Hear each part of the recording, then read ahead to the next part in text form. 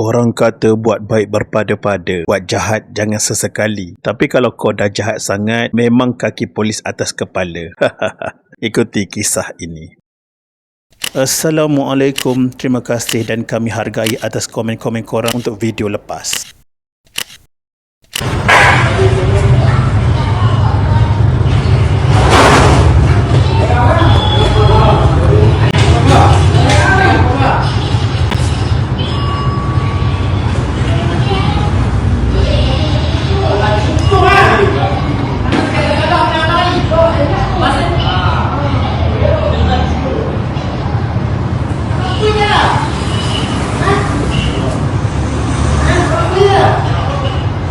Pada 20 April 2026, satu rakaman video berdurasi 29 saat mula tular di media sosial memaparkan kejadian tangkapan seorang lelaki oleh anggota polis di daerah Kulim, Kedah. Video yang dikongsikan di platform Facebook itu menunjukkan detik tegang melibatkan seorang suspek lelaki dan anggota polis dalam satu operasi yang dipercayai di hadapan sebuah kedai aksesori motosikal di Jalan Tunku Putra. Rakaman tersebut dengan pantas mendapat pelbagai reaksi netizen, khususnya apabila kelihatan tindakan anggota polis yang didakwa memijak kepala suspek ketika proses tangkapan berlaku. Susulan itu, orang ramai mula mempersoalkan prosedur operasi standard SOP yang digunakan dalam insiden tersebut dan mendesak penjelasan lanjut daripada pihak berkuasa. Pada hari yang sama, pihak polis tampil mengesahkan bahawa video tular berkenaan adalah berkaitan dengan satu operasi ronda cegah jenayah yang dijalankan oleh anggota polis dari Ibu Pejabat Polis Daerah IPD Kulim. Timbalan Ketua Polis Daerah Kulim, Deputi Superintendent Tengku Muhammad Faizal Tengku Yen memaklumkan bahawa rakaman itu sememangnya memaparkan situasi sebenar ketika tangkapan dilakukan terhadap seorang lelaki tempatan. Beliau menjelaskan bahawa kejadian tersebut berlaku dalam keadaan yang agak tegang dan melibatkan tindakan pantas anggota polis untuk menahan suspek yang cuba melarikan diri.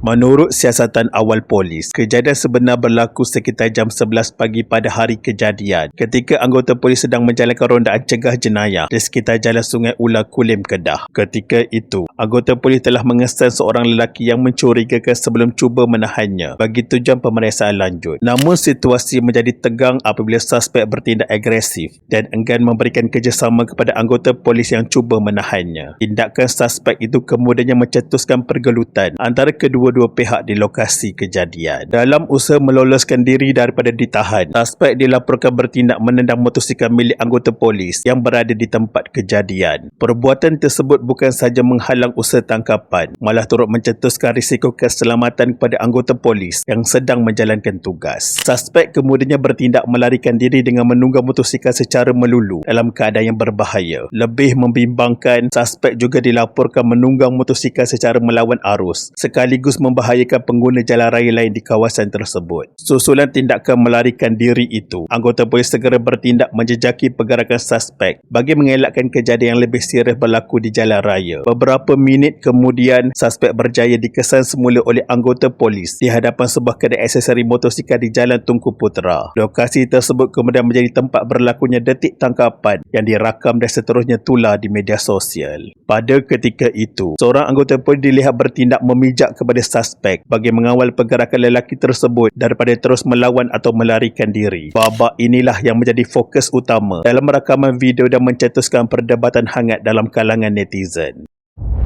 Sejurus selepas tangkapan berjaya dilakukan, suspek yang berusia 32 tahun itu dibawa ke balai polis bagi menjalankan siasatan lanjut. Pemeriksaan awal ke atas motosikal yang ditunggang suspek menemukan 2 bungkus plastik luk sinar yang disyaki mengandungi air rebusan daun ketum. Penemuan tersebut menambah lagi elemen kesalahan yang mungkin dilakukan oleh suspek selain daripada tindakan melawan polis dan melarikan diri. Barang kes tersebut kemudiannya dirampas untuk tujuan siasatan lanjut oleh pihak berkuasa. Selain itu, ujian saringan awal air kencing yang dijalankan ke atas suspek turut memberikan keputusan positif terhadap dadah jenis metafetamin atau syabu. Keputusan tersebut menguatkan lagi kepercayaan pihak polis bahawa suspek berada dalam keadaan di bawah pengaruh dadah ketika kejadian berlaku. Faktor itu dipercayai menjadi antara punca suspek bertindak agresif dan melakukan aksi berbahaya di jalan raya ketika cuba melarikan diri.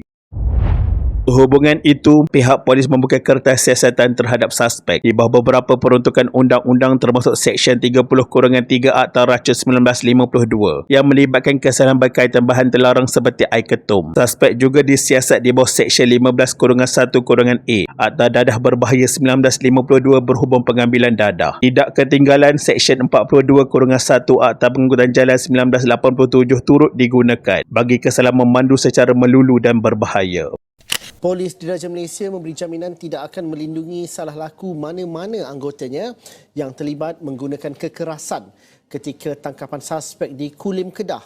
Insiden ini turut menarik perhatian Kementerian Dalam Negeri KDN yang meminta orang ramai supaya tidak membuat kesimpulan terburu-buru. Menterinya Datuk Seri Saifuddin Nasution Ismail menjelaskan bahawa rakaman video berdurasi singkat itu tidak mencerminkan keseluruhan kejadian sebenar. Beliau turut membangkitkan kemungkinan bahawa suspek mungkin bertindak agresif sebelum detik yang dirakam dalam video tersebut.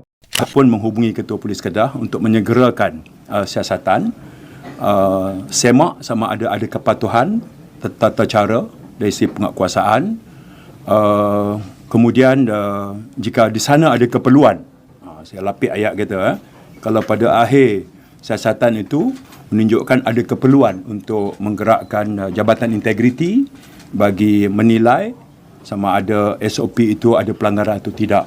Saya kena tengok semua. Tak boleh buat tindakan sembrono, itu akan merentak semangat anggota polis ketika membuat penguatkuasaan. Sebab mereka yang menjadi suspek ini kadang-kadang agresif. Ya. Yang kita tengok itu berapa tempoh yang singkat insiden. Tapi sebelum itu, ada tak subjek yang kita tahan itu bertindak agresif? Ada tak dia menggerakkan motosikal dia menentang arus? Ada tak dia berlaku insiden dia melanggar kenderaan polis? Saya bagi beberapa tip, beberapa hint. Jadi biar pasalkan polis siasat dulu. Jangan kita hukum hanya kerana kita tengok video beberapa saat tu lah. Susulan kontroversi yang timbul, pihak polis mengarahkan Jabatan Integriti dan Pemantauan Standard JIPS untuk menjalankan siasatan dalaman. Siasatan tersebut bertujuan menilai sama ada tindakan anggota polis yang terlibat mematuhi SOP yang telah ditetapkan. Dalam tempoh siasatan berlangsung, anggota polis yang terlibat dalam insiden tersebut telah ditukarkan ke bahagian pentadbiran. Langkah itu diambil sebagai prosedur biasa bagi memberi ruang kepada siasatan dijalankan secara telus tanpa gangguan. Timbalan Ketua Polis Negara Tan Sri Ayub Khan Maidin Pichi kemudiannya memaklumkan bahawa dua siasatan sedang dijalankan secara serentak. Dan dalam konteks kes insiden di Kulim ni, tindakan kita dah buka lah siasatan selari, satu siasatan bawah jenayah bawah Seksyen 323 dan 427 yang kita buka kertas siasatan jenayah. Satu lagi tindakan di bawah tata tertib. So dua-dua siasatan ni selari, tengah berjalan. So bagi ruang untuk kita menyiapkan siasatan dan kita akan mewawarkan apa siasatan dan tindakan lanjut. Tindakan kita dah ambil, siasatan sedang dibuat.